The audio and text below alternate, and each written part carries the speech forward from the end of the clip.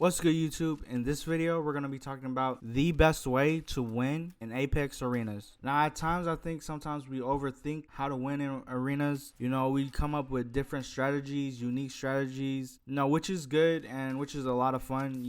It definitely will make the game a lot more fun and not too repetitive because, when you play a lot of arena games, the game can for sure be repetitive with the same things that you're doing with the legends, guns, and also the strategies. So, the purpose of this video is to just tell you, the simple and best way to win in arenas, and that is to out-damage your opponent. It sounds simple, which it is simple. Not pushing up too much, and out-damaging your opponents, is the best way, because eventually when they run out of heals, you're going to see them, either make dumb plays or dumb decisions, or they're just not going to peek you. You and your team need to understand the positioning to position around the map when it comes to arenas, and just know that if you out damage your enemies, you guys are going to have the upper advantage. With some tips on how to do that, how to out damage your opponents and win more in arenas, are one, you need to prioritize your heals when it comes to your inventory. So when you're in the main menu, or not the main menu, but when you're in the inventory, when you're selecting your guns, your heals, nades, abilities, all that stuff, try to prioritize the batteries. So for me, what I like to do is anytime I could get a battery, that's when I could get a battery. Also, because a med kit only costs 50 materials, I also like to get one med kit if I can, and then from there, it's good. Obviously in the later rounds, you could definitely get more batteries. If you could get a bat in the early first and second round, then I definitely recommend getting that. Other ways that you could prioritize the heals are grabbing those crafting materials and grabbing the supply bins. If you're on a team, you guys are communicating with each other, depending on the map, maybe you guys could go to the weak side of the map, grab materials, grab the heals, but it depends on the map. Like for instance, I wouldn't recommend if you're on the map phase runner and if you go to the opposite side of the map, the weak side, because if you do that, then your other two teammates will probably get aped. They will die off that because the enemies know it's a 3v2. So probably not on that map, but maps like Encore, Overflow is a good one as well. Those two maps for sure. Kind of go to the weak side of the map and grab the materials and the supply bins to grab the heals. So prioritize that. Now, some good legends that are good with this strategy are kind of defensive legends, but also the mobility legends as well, because of how fast they could get to, the heals, the materials. But so of course, like I say in every video, Pathfinder and Octane are always going to be good, to go to either the weak side of the map to get the materials or supply bins, because they of course could get back to your teammates a lot quicker. Or other legends that help with this are legends like Lifeline, because Lifeline, with this strategy that I'm talking about, the best strategy to out damage your enemies, Lifeline, if she could get to the supply bin, she could grab, well, it says 4 shield cells, but every shield cell is multiplied by 2, so she could give the team 8 shield cells extra compared to the enemies if the enemies don't have a lifeline. Other legends that are good for this are Gibraltar.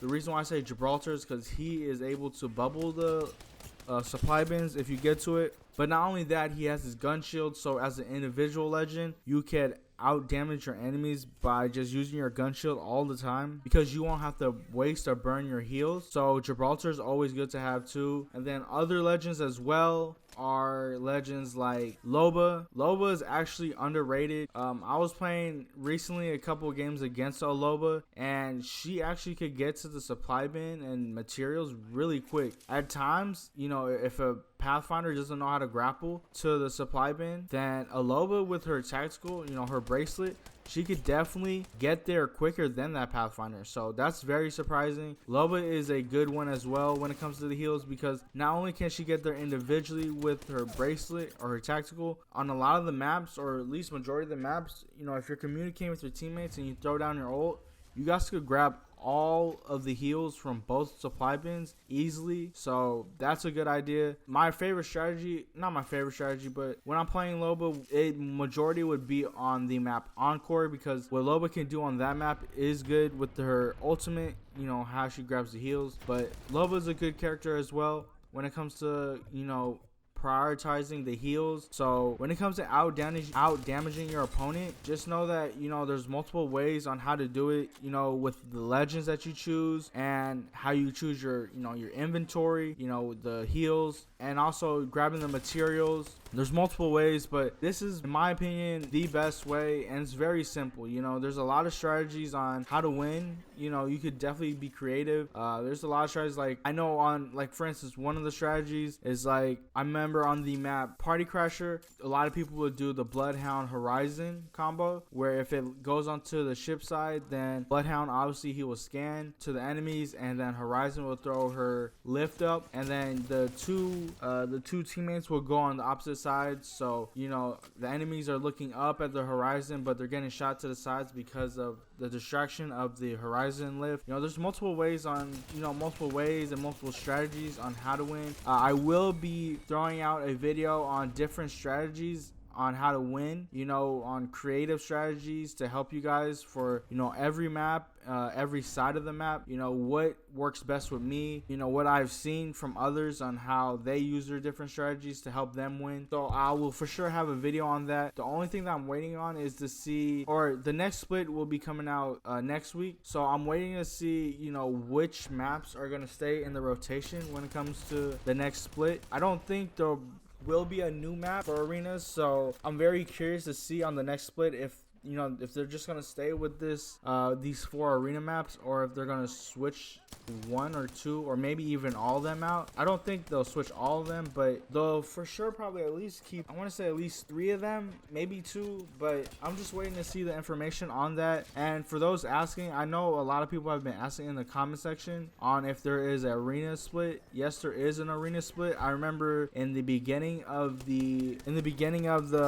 season, or maybe I think it was actually last season, at the end of the last season, they announced that there will be 2 arena splits. And I remember that because in the beginning of this season there were 10 placement games, and they said on the split of season 11 there will be 5 placement games. So that's how I know that there is an arena split, just like how there is one for the battle royale. So yeah, like I said, how I'm just waiting for the information on that so I could give you guys, you know, the strategies and guides on how to play, you know, each map. You know, and when I have strategies on that, I have strategies on how to play aggressive, you know, how to play supportive, know and understand the awareness when it comes to arenas, because that's really what arenas is. Arenas is a very, you know, repetitive game mode. You know, majority of people are going to do the same thing, so I'm going to teach you guys, you know, how to come up with different strategies, and also things like, you know, the best power positions, and also how to counter the best power positions is another video that I have in mind. Yeah, this is a video. I have gameplay in the background. This is a, you know, a good gameplay. I just have that in the background, but this was just me talking about the, you know, the best way on how to win in arenas. You know, I think, like I said, most of the time we overthink it. You could just definitely come down to just being simple, you know, out damage your opponents. The best guns to out damage your opponents, I didn't mention this, but of course the Rampage. I made a video on that earlier. The Rampage is one of the best guns when it comes to out damaging your opponent, because it's a gun that can hit for medium to long range for a lot. You know, it does 28 damage to the body, so that's a lot. And if you charge it up, it's a different animal. The Rampage is good. The R301 is also a staple. It's definitely reliable as well. The Flatline could be in there, and the Hemlock. You know, and if you're a sniper, then you can use a sniper, but it's kind of hard. The only time I would recommend a sniper is in the later rounds, because you probably need a secondary weapon. Like I said, you want to prioritize your heals, so that's why I kind of don't recommend using a sniper, because you need a second gun, and that costs materials. Instead of using a second gun, you can use it on heals. So the best guns are really the LMG, and well, the LMG as in the Rampage, and the assault rifles like the Hemlock, R301, and the Flatline. You know, the Flatline's more if you want to be up close, because I feel like that has the best close range potential compared to the R3 and the. So use any of those 4 guns and prioritize your heals, you know, when it comes to your inventory and what you want to buy in your bag. Also, like I said, use legends like Lifeline, Gibby, Loba. They will help out a lot when it comes to that. And, you know, like I said, if you're communicating with your team, maybe have somebody go for the heals on the weak side. It'll help out a lot. Or if you have a mobility legend, then have the mobility legend go to the strong side, which is the side that's on the circle. Have him go to the heals and get it quick and fast before the enemies, and then you guys will be stacked on heals, and you guys could just out damage your opponents, and then eventually they'll run out of heals and you guys will win easily. So this is the video on the best strategy for Apex Arenas. So let me know what you guys think of the video. Don't forget to leave a like, comment, and subscribe, and I'll see you guys on the next one.